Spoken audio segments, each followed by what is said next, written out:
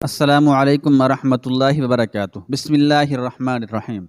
وہ نہایت خوبصورت تھا، امیر والدین کا بیٹا تھا، نئی نئی پوشاکیں پہنتا، گفتگو میں اس قدر مٹھاس تھی کہ سننے والے اش اش کر اٹھتے، اتنا ذہین تھا اور باتیں اتنی مزیدار کرتا کہ مجلس کی جان ہوتا۔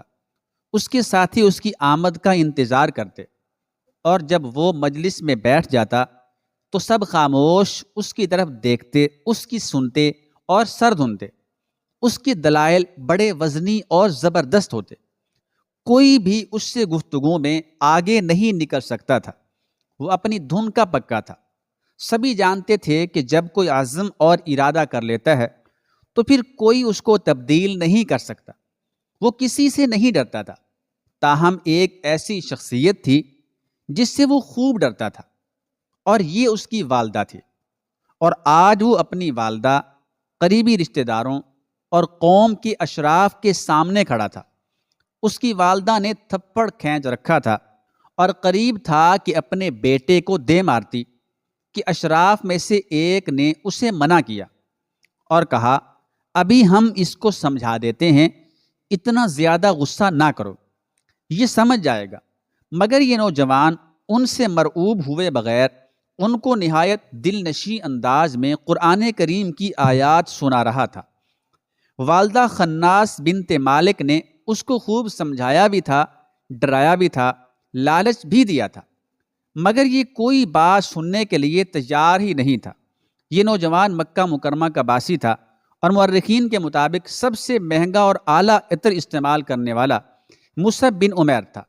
اسے اسلام کا پہلا سفیر بننے کی سعادت حاصل ہوئی۔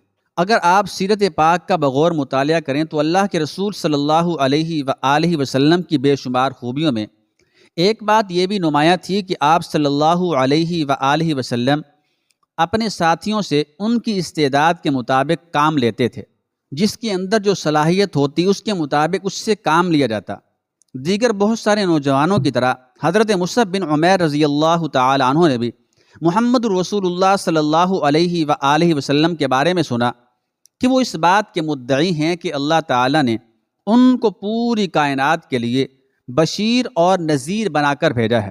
صفا پہاڑی کے دامن میں واقع دار ارقم اس دعوت کا مرکز تھا۔ لوگ وہاں جمع ہوتے، تزکیہ نفس ہوتا، قرآن سیکھا جاتا اور نمازیں ادا کی جاتی۔ صحابہ کرام رضوان اللہ تعالی علیہم اجمعین چوری چھپے اس دعوت کو آگے پھیلا رہے تھے۔ مکہ مکرمہ اس زمانے میں کوئی بہت بڑا شہر نہیں تھا، وہاں کسی قسم کی سرگرمیاں کیسے خفیہ رہ سکتی تھیں، جبکہ قریش مکہ بطور خاص مسلمانوں پر گہری نظریں رکھے ہوئے تھے۔ ایک دن عثمان بن طلحہ نے اپنی آنکھوں سے مصعب بن عمیر رضی اللہ تعالی عنہ کو دار ارقم میں داخل ہوتے دیکھا، اور پھر کسی دوسرے دن دیکھا کہ محمد صلی اللہ علیہ وآلہ وسلم جیسی نماز پڑھ رہا ہے۔ مصعب تک یہ خبریں مسلسل پہنچ رہی تھیں۔ اس نے اپنے لخت جگر کو رسیوں سے باندھا مارا اور سارے طریقے آزمائے۔ ادھر مسلمان حبشہ کی طرف ہجرت کر کے جا رہے تھے۔ مصعب بھی اپنی والدہ کو جل دے کر اسی قافلے میں شامل ہو گئے۔ کچھ عرصے کے بعد پھر مکہ آ گئے۔ عرصہ حیات تنگ ہوا تو دوبارہ حبشہ چلے گئے، اور پھر ایک مختصر سی مدت کے بعد واپس مکہ مکرمہ تشریف لائے۔ ماں نے اپنی سختی برقرار رکھی اور ساری سہولتیں واپس لے لیں۔ ایک دن صحابہ کرام رضی اللہ تعالی عنہم اجمعین اللہ کے رسول صلی اللہ علیہ وآلہ وسلم کے گرد حلقہ بنائے بیٹھے تھے کہ مصعب رضی اللہ تعالی عنہ آ گئے۔ آج ان کی پوشاک ٹاٹ کی تھی، بمشکل سطر چھپایا ہوا تھا۔ کہاں وہ خوش لباس اور مہنگا عطر استعمال کرنے والا مصعب رضی اللہ تعالیٰ عنہ، اور کہاں یہ حالت۔ صحابہ کرام رضی اللہ تعالی عنہم اجمعین کی آہیں نکل گئیں، آنکھوں میں آنسو آ گئے۔ اللہ کے رسول صلی اللہ علیہ وآلہ وسلم نے اپنے ساتھی کی طرف شفقت بھری نگاہوں سے دیکھا اور پھر فرمایا، میں نے مصعب رضی اللہ تعالی عنہ کو اسلام لانے سے پہلے بھی دیکھا ہے۔ پورے مکے میں اس سے زیادہ والدین کا لاڈلا کوئی نہ تھا۔ ساری سہولتیں اور آسائشیں اس کو میسر تھیں، مگر اس نے یہ ساری نعمتیں اللہ اور اس کے رسول صلی اللہ علیہ وآلہ وسلم کے لیے قربان کر دی۔ ماں نے آخری حربے کے طور پر اسے پھر قید کرنے کا پروگرام بنایا۔ حضرت مصعب بن عمیر رضی اللہ تعالی عنہ نے اپنی والدہ سے صاف لفظوں میں کہہ دیا، جس کسی نے مجھے رسیوں سے باندھنے میں تمہاری مدد کی، میں اس کو قتل کر دوں گا۔ والدہ کو اپنے بیٹے کے عزم اور ارادے کا خوب اندازہ تھا، چنانچہ اس نے روتے ہوئے اپنے بیٹے کا راستہ چھوڑ دیا۔ بیٹے نے گھر پر الوداعی نظر ڈالی اور پھر ماں کے راستے میں کھڑا ہو گیا اور نہایت پیار سے بولا، پیاری اماں، میں تمہارا نہایت ہمدرد اور خیر خواہ ہوں، بس ایک مرتبہ اپنی زبان سے لا الہ الا اللہ محمد الرسول اللہ کی شہادت دے دو۔ ماں نے غضبناک نگاہوں سے دیکھا اور کہا، ستاروں کی قسم، جب تک میری عقل اور ہوش و حواس کام کرتے ہیں میں تمہارے مذہب میں کبھی داخل نہ ہوں گی۔ بیٹے کے دل پر اس گفتگو کو سننے کے بعد کیا گزری ہوگی؟ پریشان حال اللہ کے رسول صلی اللہ علیہ وآلہ وسلم کے پاس آتے ہیں، اور ادھر اللہ کے رسول صلی اللہ علیہ وآلہ وسلم اپنے اس پیارے ساتھی کو ایک ایسی ذمہ داری سونپتے ہیں جو اس سے قبل کسی کو میسر نہ آئی تھی۔ مدینہ منورہ کے کچھ لوگ مسلمان ہو چکے تھے، ان کی تربیت اور اسلام کی تعلیمات کو مزید پھیلانے کے لیے سفیر کی ضرورت تھی۔ چنانچہ اس عہدے کے لیے حضرت مصعب بن عمیر رضی اللہ تعالی عنہ کا انتخاب کیا گیا۔ حضرت مصعب بن عمیر رضی اللہ تعالی عنہ نے مدینہ منورہ میں حضرت اسعد بن زرارہ رضی اللہ تعالی عنہ کے گھر قیام فرمایا، اور دونوں ساتھیوں نے مل کر، دونوں حضرات نے مل کر اسلام کی تبلیغ شروع کی۔ شروع میں عرض کر چکا ہوں کہ حضرت مصعب بن عمیر رضی اللہ تعالی عنہ نہایت خوش شکل، عقل مند اور بہترین گفتگو کرنے والے تھے، چنانچہ انہوں نے اپنے اعلیٰ اخلاق سے بہت سارے لوگوں کو اسلام میں داخل کر لیا۔ ایک دن اسعد بن زرارہ رضی اللہ تعالی عنہ کے ساتھ مل کر بنی عبد اشہل کے محلے میں تشریف لائے۔ وہاں ایک باغ کے اندر مرق نامی کنویں پر بیٹھ گئے۔ اس وقت تک اس قوم کے دو بڑے سردار سعد بن معاذ اور اسید مسلمان نہیں ہوئے تھے۔ سعد نے اسید سے کہا، دیکھو، اسد بن زرارہ میری خالہ کا بیٹا ہے اور میں خود جانا مناسب نہیں سمجھتا۔ یہ لوگ ہمارے قبیلے کے کمزوروں کو بے وقوف بنا رہے ہیں، ذرا جا کر ان کو ڈانٹ ڈپٹ کر دو۔ اسید غصے کے عالم میں اس باغ میں پہنچ گئے اور گویا ہوئے، مخاطب ہوئے، تم یہاں کس لیے آئے ہو؟ ہمارے مزدوروں کو بے وقوف بنا رہے ہو۔ یاد رکھو، اگر تمہیں اپنی جان کی ضرورت ہے تو ہم سے الگ ہی رہو۔ یہ کہہ کر انہوں نے اپنا شدید غصہ ظاہر کیا۔ اس قسم کی سخت گفتگو کے بعد حضرت مصعب بن عمیر رضی اللہ تعالی عنہ نے مسکراتے ہوئے زبان کھولی، آپ ہم سے ناحق ناراض ہو رہے ہیں، ذرا تشریف رکھیں، ہماری بات سنیں، اگر پسند آ جائے تو قبول کر لیں، پسند نہ آئے تو چھوڑ دیں، ہم دوسرے محلے میں چلے جائیں گے۔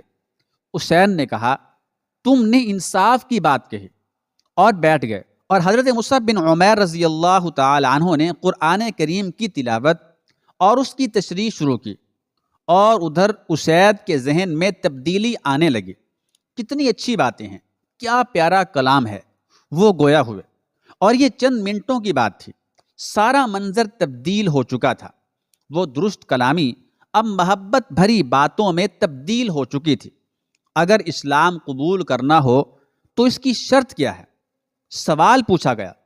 بس غسل کریں، کپڑے تبدیل کریں اور کلمہ شہادت کی گواہی دیں، انہیں جواب ملتا ہے۔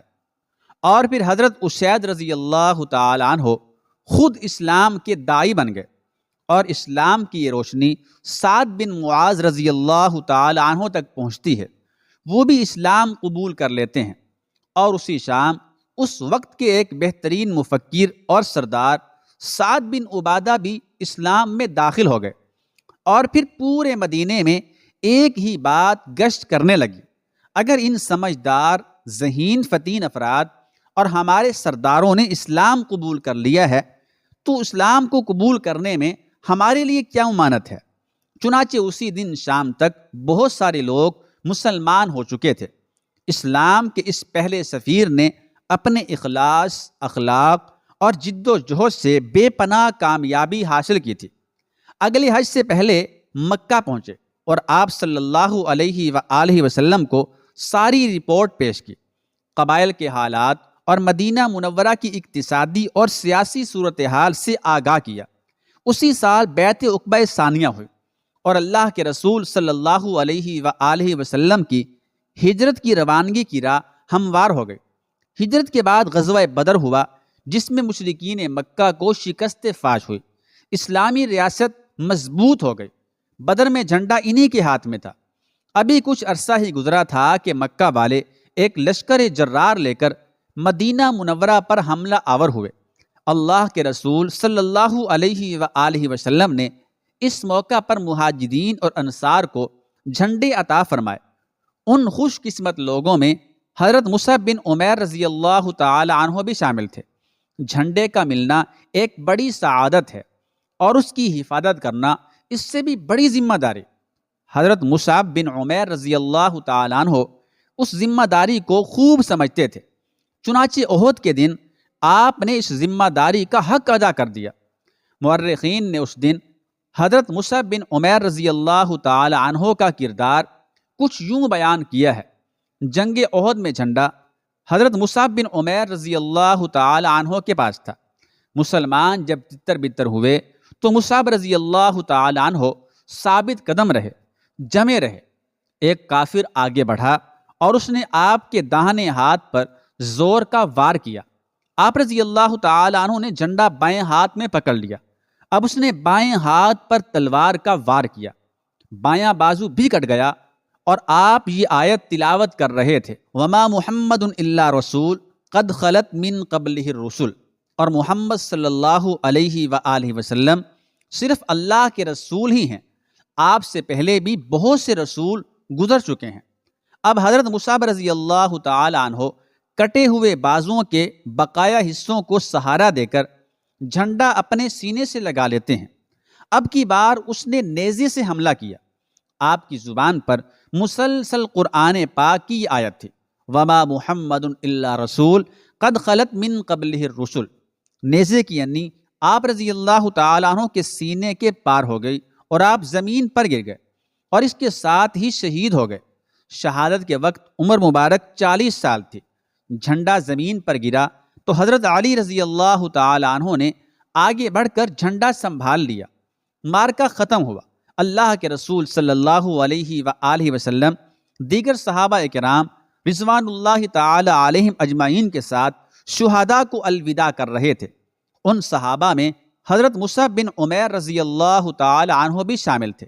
حضرت خباب بن ارت رضی اللہ تعالی عنہ نے آنسوؤں کے ساتھ ان کو یوں نذرانہ عقیدت پیش کیا، ہم لوگوں نے محض رضائے الہی کی خاطر اللہ کے رسول صلی اللہ علیہ وآلہ وسلم کے ساتھ ہجرت کی، اس کا اجر و ثواب اور بدلہ یقیناً اللہ تعالیٰ سے ملے گا۔ ہم میں سے کچھ ایسے لوگ بھی تھے جنہوں نے ہجرت کا بدلہ دنیا میں بھی پایا، اور کچھ ایسے تھے جن کو کوئی مادی فائدہ دنیا میں حاصل نہ ہوا۔ ان میں حضرت مصعب بن عمیر رضی اللہ تعالی عنہ بھی شامل تھے۔ جب ان کو دفن کرنے لگے تو کفن میسر نہ تھا۔ ایک چھوٹی سی چادر تھی جس کو سر پر ڈالتے تو پاؤں ننگے رہ جاتے اور پاؤں پر سرکاتے تو سر مبارک ننگا رہ جاتا۔ رؤوف الرحیم پیغمبر صلی اللہ علیہ وآلہ وسلم کو خبر دی گئی۔ آپ صلی اللہ تعالی علیہ وآلہ وسلم تشریف لائے، اپنے پیارے ساتھی کی ناش پر کھڑے ہوئے، آنکھوں سے آنسو روا تھے۔ آپ صلی اللہ تعالی علیہ وآلہ وسلم نے فرمایا، مومنوں میں کچھ لوگ ایسے ہیں جنہوں نے اپنے رب کے ساتھ وعدے کو سچ کر دکھایا۔ مصعب، میں نے تمہیں مکے میں دیکھا تھا، تم سے زیادہ نفیس لباس اور تم سے زیادہ خوبصورت بال کسی کے نہیں تھے، اور اس وقت میں تمہیں دیکھ رہا ہوں کہ تم بکھرے ہوئے بالوں کے ساتھ ایک معمولی چادر میں لپٹے ہوئے ہو۔ پھر آپ صلی اللہ تعالی علیہ وآلہ وسلم نے تمام شہداء کی طرف ایک نظر ڈالی اور فرمایا، اللہ کا رسول گواہی دیتا ہے کہ تم قیامت والے دن شہداء میں اٹھائے جاؤ گے۔ پھر آپ صلی اللہ علیہ وآلہ وسلم نے صحابہ کرام رضوان اللہ تعالی علیہم اجمعین کو حکم دیا، مصعب رضی اللہ تعالی عنہ کے سر کو چادر سے ڈھانک دو اور قدموں کو ازخر گھاس سے ڈھانک دو اور پھر قبر میں دفن کر دو رضی اللہ تعالی عنہ۔ اللہ تعالی ہم سب کو صحابہ کرام کے نقش قدم پر چلنے کی توفیق عطا فرمائے اور صحابہ کرام جیسا جذبہ جہاد، جذبہ شہادت عطا فرمائے، اور اللہ تعالی ہمارے فلسطینی مسلمانوں کی مدد فرمائے۔ کمنٹ باکس میں آمین ضرور لکھیں، آمین یا رب العالمین۔